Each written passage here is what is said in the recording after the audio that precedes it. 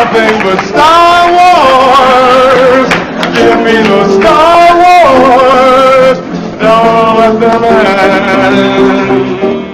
Bienvenidos, fans of the hottest entertainment with an edge from a galaxy far, far away. Jaime En Fuego here, so stoked to be welcoming you once again to my namesake program, Enfuegotainment, and a new comic review, at least from me, despite the fact that this Obi-Wan Anakin Star Wars comic book from Marvel has been out for around 3 years as of this point, but I am in the midst of what I have dubbed complete canon coverage here in the year of 19 as we make our way towards the Rise of Skywalker release in the month of December, and I've been doing one film a month leading up, but I have been supplementing with all kinds of other content. Most notably, I started with the first Darth Maul comic book, not the one that ties in directly with the Clone Wars. That one is going to be coming later, but since I'm doing everything in timeline order as opposed to release order, I did the first Darth Maul comic book where he's kind of got his little mission that he goes on trying to kill this Jedi, and everything gets mixed up with some smugglers and bounty hunters and stuff, and it's interesting. But this is our next one in timeline order, and it is basically a pre-Clone Wars adventure with, obviously, Obi-Wan and Annie, and Annie is definitely... he's like in the in-between phase between episode 1 and episode 2, and this is actually a pretty damn good comic book. I just got done reading this and just wanted to give my thoughts about the 5 issues here. First and foremost, the art that we have from Marco Checheto, I believe, is very, very badass, especially from this planet that we have everybody on. But, I mean, just we got some stuff with the Emperor there, well, the soon-to-be Emperor, still the Chancellor at this particular point. And let's get just a nice little look there. And this planet for this crazed mission that they actually go on is beautifully done. Let's get some, they have this crazy dilapidated, so we'll just kind of scope this out, everybody. Yeah, so long story short, at least a 5-issue story short, so there is a distress call that the Jedi Order comes across, and so Yoda decides to send Obi-Wan and Anakin on this mission, and the interesting thing about it is the fact that it's a distress call in this special, like, kind of ancient Jedi code of sorts that only they can understand, and so they get to this dilapidated, destroyed planet, which, double check on the name, which is, well, they call it Salada, where is it? Excuse me, Carnelian 4, and so this whole planet has been destroyed by like these toxic gases and stuff like that, and so there are these two warring factions of people that have survived and are left alive. There's the open and the closed, and one, like, basically one of them lives up in the mountains above, and then another one lives like down closer to like the gases and the nastiness and stuff, and they do the predominance of their going around with like masks and stuff on because of all the toxic fumes. And then there's also like almost Slow Mutant style in the Dark Tower series, there's these mutated like creatures that also live down in this like this gaseous sea like type area. And so yeah, you've got basically Obi-Wan and Anakin finding themselves, like, they go there to find this distress call and see what the hell is going on, and neither of the two warring sides know anything about the distress call, and they're like, who the hell sent that to you? So there potentially is somebody lying, or there's a third party at play, and I'm not making this a spoiler review because I actually thought this was a very strong effort by Marvel, and a very cool story, because something that I've noticed, especially reading Master and Apprentice, and it happens a little bit in Queen's Shadow, and the Dooku book, especially the Audible audiobook thing that came out this past year as well, is that these stories are very fond of like the flashbacking and the jumping back and forth timeline wise and stuff. And so besides the story that we get, very interestingly written, since I credited the artist, I should definitely make mention of Charles Soule, who is the writer of this, and also the covers are super, super dope. I mean, the cover of the trade is right there, but each, there's obviously going to be variants and stuff like that, but I mean, yeah, this variant in particular is pretty dope. I mean, the art throughout, the writing throughout is very interesting. But so, yeah, the B story that we're getting is flashing back to before this mission, and it's essentially the, Palpatine taking Anakin like under his wing for presumably the very first time, because it's even before the stuff in 2 and 3 obviously, and he takes him below into the weird dark subterranean like treacherous areas of Coruscant, where there's all of these like seedy clubs and nasty merchants and traders, and where you've got some senators with like shady leanings that trade credits for favors and all of this other stuff. And so yeah, basically Palpatine takes Anakin down to the dark underbelly of Coruscant and kind of gives him some interesting perspective and starts sowing the seeds, those initial seeds of just kind of question and dissension and stuff. And after this meeting, Anakin, it was already kind of a thing, but it becomes much more apparent that he's genuinely thinking about leaving the Jedi Order.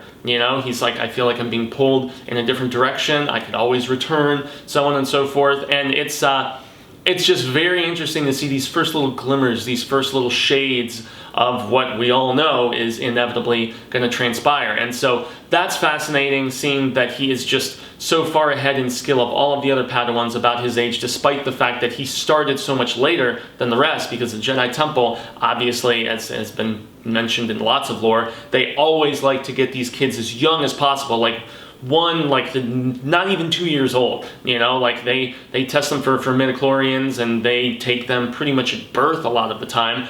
And so, yeah, for Annie to have been as old as he was and then taken in, it's fascinating for him to be so advanced, and it just shows the level of his potential power. And so that's another aspect of discussion at one point. So you've got a brief little cameo from Mason here, you've got a cameo from Yoda, but really the bulk of the storytelling is the initial strings of the puppet master being fastened in those scenes, Anakin questioning and thinking about leaving the Order, and then all of the stuff back down on this warring planet, the stuff between the open and the closed, the stuff. There's Mother Pran, and she's a leader of this faction that's up in the mountain, and then it's something with a B, this dude who wages with them, and well, it's of ill importance. There's essentially the male leader of the lower forces, and then the female leader, the mother of the upper forces. And there's an interesting dynamic that transpires about halfway through, and they basically describe the Jedis when they come as being sky gifts, because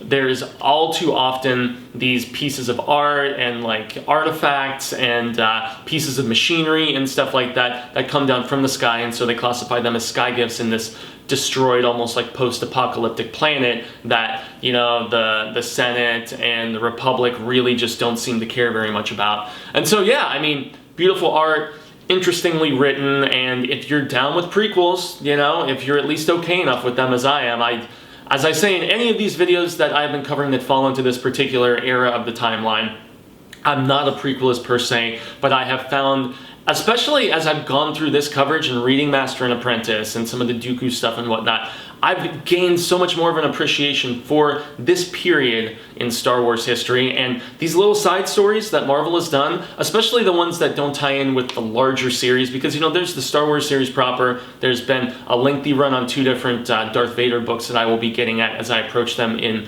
the canon time, the official canon timeline. But really, I mean, these are some very fun ones where they're self-contained. Next one that I'm going to be reviewing is the Mace Windu one that they did about this same time as well. And I look forward to giving that one a proper scope out. And this one is definitely of the bueno variety. I do bueno, malo, and feo on my film reviews and stuff. And this one definitely, I would say 3 out of 5 Fuego Fireballs. It is a bueno comic book. It's not exceptional. I don't know if I would say that the Darth Maul one was exceptional either. Something that the Jedis do at the very end of this, though, is very fascinating and does go in line with like the shades of grayness that we have discussed in Claudia Gray's Master and Apprentice novel. But Obi-Wan and Anakin, this was a fun little hour diversion, and you can pick up the trade for fairly cheap on either eBay or Amazon, or probably at your local, if you are fortunate enough to have one, comic or book reseller if they have a graphic novel section. So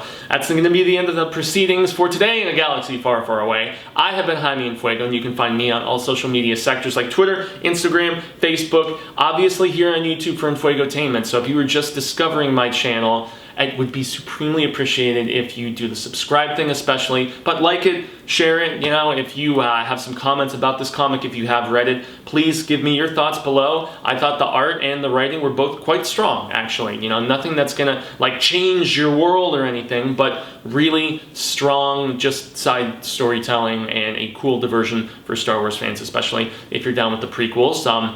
I have 2 other YouTube destinations that I am making sure to always mention now, and that is because you can see me just about every day on the Horror Show channel, youtube.com/the Horror Show channel. That's where I cover everything of the spooktacular variety. Here in Enfuegotainment, it's sci-fi, it's comic stuff, action, drama, you know, comedy, whatever it may be. But over on the Horror Show, that's where I cover the spooktacular, and so we do at least 1 episode every single day. Sometimes we do 2 if there's circumstances that really dictates it. And so we do trailer reactions, we do reviews of comic books, we do reviews of films, television series. I have a show called Hail to Stephen King where I cover his literature and all things in the expanded Kingverse, which is a universe that's just as rich as Star Wars in my estimation. I absolutely hail to Stephen King, as I all too often say. So yes, youtube.com/the Horror Show channel, and then every Monday evening on Willie Screedia, the YouTube channel that buddy of mine CP runs, you can find me as a co-host on a program called Show Business, where we break down weekend numbers at both the domestic and the international box office, and then we look ahead to the films coming out the following weekend,